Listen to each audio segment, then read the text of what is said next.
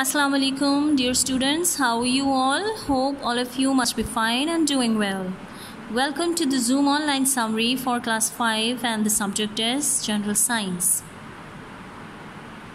Dear students, previously we learnt about the various types of microorganisms, virus, bacteria, protozoans.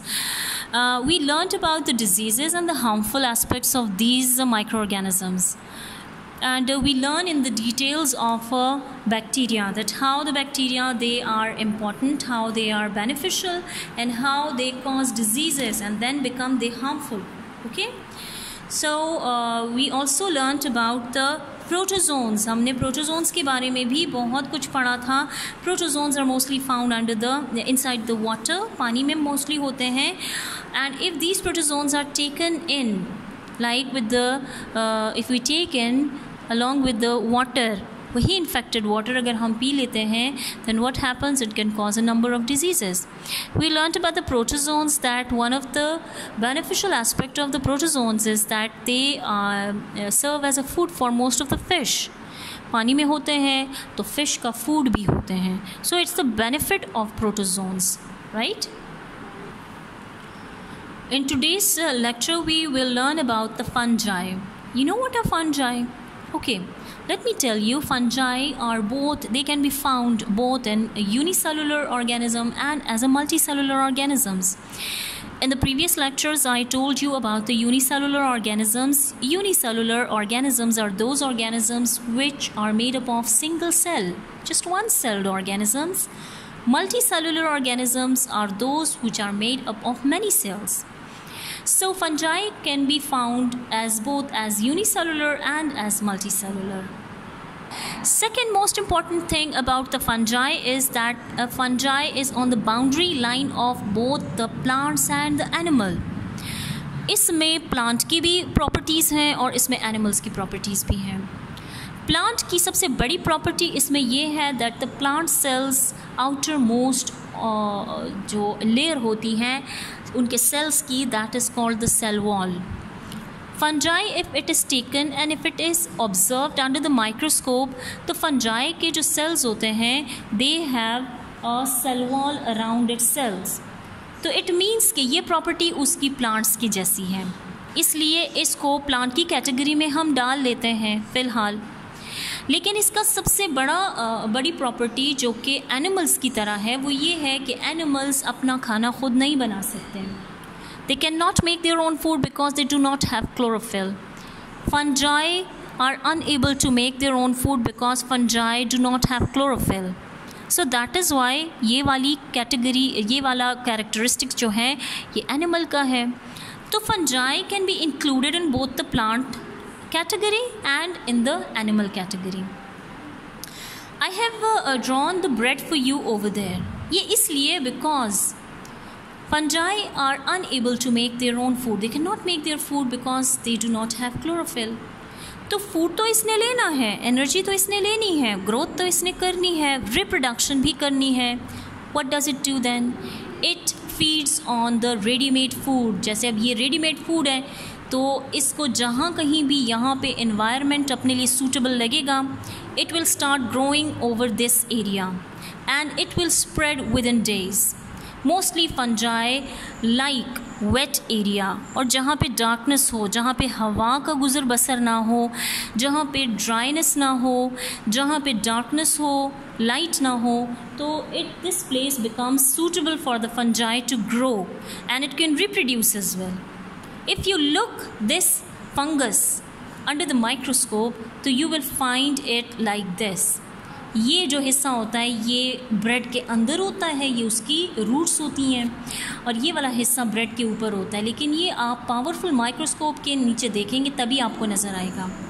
ये वाला हिस्सा जो होता है ना, इसमें आपके पास बहुत सारे स्पोर्स होते हैं, पाउडर्ड होते हैं, पाउडर्ड पार्टिकल्स होते हैं. When it burst, जब ये वाला हिस्सा burst होता है तो वो सारे पाउडर जो होते हैं they are spread, and where they are spread they start growing over there. तो within a few days you will see कि वो ब्रेड के ऊपर जो फंगस आ जाता है वो पूरे का पूरा ब्रेड ख़राब हो जाता है and then it is no more eatable. आपको पता है ब्रेड मोल्ड, ब्रेड के ऊपर जो फंगस होता है उसको क्या कहते हैं? It is called mold, bread mold. Okay. चलिए अब मशरूम्स की बात कर लेते हैं. यहाँ पे आपको मशरूम्स भी दिख रहे हैं. मशरूम्स को mostly mushrooms they are edible. Edible means आप उसको खा सकते हैं. But some are very poisonous, and only special person they can differentiate between a poisonous mushroom and an edible mushroom. तो हर एक मशरूम को तोड़ के खाना भी नहीं चाहिए क्योंकि इसमें बहुत सारे poisonous mushrooms होते हैं और हर एक कॉमन मैन को पता नहीं होता कि कौन सा वाला पॉइजनस मशरूम है और कौन सा वाला एडिबल मशरूम है. सो मशरूम्स क्या होते हैं? They are kind of fungi. So most of the mushrooms they can be eaten as well. ठीक है.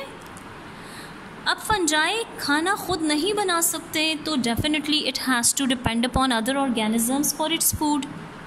तो सबसे पहले जो ये काम करते हैं, ये डेड ऑर्गेनिजम्स जो होते हैं, जो मुर्दा जानवर होते हैं या मुर्दा प्लांट्स होते हैं, ट्रीज़ होते हैं, उन एरियाज़ में अगर आप देखेंगे तो फंगस आपको ग्रो करता हुआ नज़र आएगा. Because they take the nutrients out from the dead organism and they start feeding on those organisms. ठीक है. ना सिर्फ उनको खाते हैं, ख़ुद उनसे न्यूट्रिएंट्स निकाल के खाते हैं क्योंकि जो बंदा मर जाता है, जो ऑर्गेनिज्म मर जाता है, उसके बॉडी के अंदर काफ़ी रिच न्यूट्रिएंट्स होते हैं और वो रिच न्यूट्रिएंट्स जो होते हैं, उन रिच न्यूट्रिएंट्स को यही फंगस खाते हैं और sometimes they make it a part of the soil and make the soil fertile. ऐसे ऑर्गेनिजम्स जो कि डेड ऑर्गेनिज्म पे फीड करते हैं और उनको सॉइल का हिस्सा बनाते हैं, दे आर कॉल्ड डीकम्पोजर्स. मैंने ये वर्ड आपको प्रीवियस लेक्चर में भी बताया था. Because some of the bacteria they serve as a decomposers. तो वो डीकम्पोजर्स में आपके पास फंजाई भी आते हैं. Again, some of the fungi, they can cause a number of diseases in human beings. Especially skin का जो एरिया होता है, ये उनके लिए काफ़ी suitable होता है ग्रोथ के लिए. आपको पता है क्यों? Because on the skin there are certain areas which are sweaty.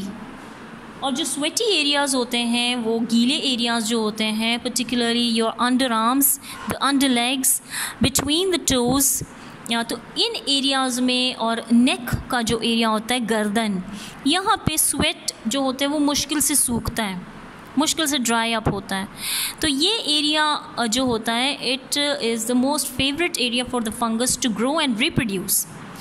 And once it finds its way to find these sweaty areas on your skin, then it starts growing over there. वहाँ पे आहिस्ता आहिस्ता बढ़ना शुरू हो जाते हैं, growth करते हैं और मुख्तलिफ बीमारियाँ बनाते हैं. जैसे रिंग वर्म है.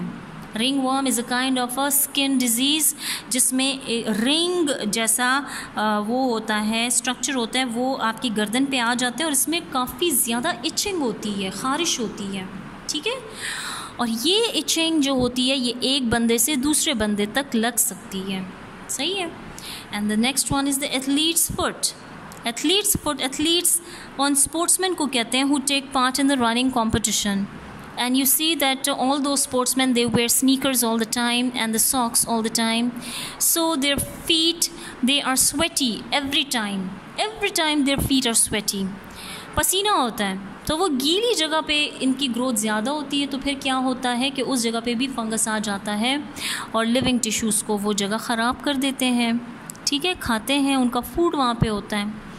इसका इलाज ये होता है कि once you go to the skin specialist, then they diagnose it. If they diagnose it that it's a fungus, then they give you ointments. ऐसे मरहम आपको देते हैं जिनमें सल्फ़र होता है. सल्फ़र एक केमिकल है और इस केमिकल को कहते हैं anti fungal chemical. Anti fungus होता है और फिर जब आप उस पर लगाते हैं तो फंगस खुद ब खुद ख़त्म हो जाता है. दूसरा इम्पॉर्टेंट काम ये करना होता है कि आपने स्वेट को ज़्यादा देर तक अपने बॉडी के ऊपर नहीं रहने देना. Make sure that your skin is dry all the time. Only then you will be save from any sort of fungus. Our next topic is about the diseases. There are two types of diseases. One is called the non-communicable disease and the other one is called communicable disease. The word communicable is derived from communication. Communication can be of any type. It can be a direct contact with the skin. It can be by transferring your belongings to the other person. ठीक है। तो ये चीज़ जो होती है ये communication कहलाती है। अगर आपका कांटेक्ट किसी इन्फेक्टेड बंदे से हो जाता है, then if that person is infected with any sort of a disease, तो वो फिर आपको ट्रांसफ़र हो जाती है। उस तरह की डिज़ीज़ को कम्युनिकेबल डिज़ीज़ कहते हैं। और अगर आप एक बंदा बीमार है, आप उसके साथ खाते हैं पीते हैं, आप उनके साथ हाथ मिलाते हैं और आपको वो डिज़ीज़ नहीं लगती, तो उस डिज़ीज़ को नॉन कम्युनिकेबल डिज़ीज़ कहते हैं। Non-communicable diseases cannot be spread from person to person, but communicable diseases can be spread from person to person. Non-communicable diseases can be further divided into two types. One is those diseases which are due to the any sort of nutrient deficiency.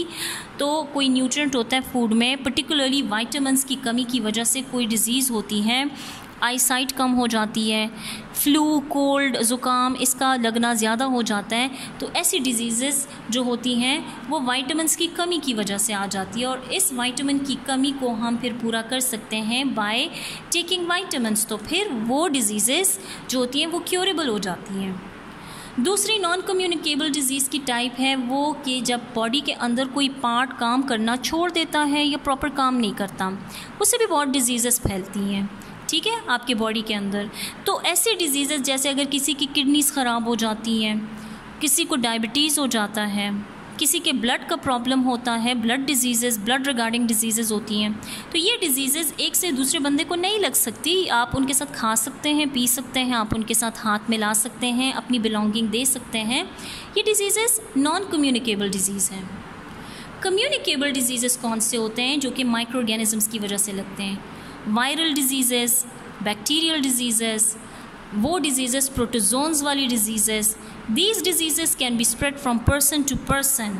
और उसकी क्या वजूहात हो सकती हैं? उसकी वजूहात हो सकती हैं by spitting, by sneezing and by coughing. Spitting थूकने को कहते हैं, स्नीजिंग छींक मारने को कहते हैं, और कफिंग खांसने को कहते हैं। तो इससे ये बीमारियां फैलती हैं। So if somebody is spitting, it's a very bad habit. You should forbid him not to spit in the public places. If somebody is sneezing, he must be having a handkerchief placed in front of his nose. And if somebody is coughing, he also must be having a handkerchief or a tissue. इससे फिर ये बीमारियां spread नहीं हो सकती। तो इन बीमारियों को कहते हैं communicable diseases. I hope you liked the lecture.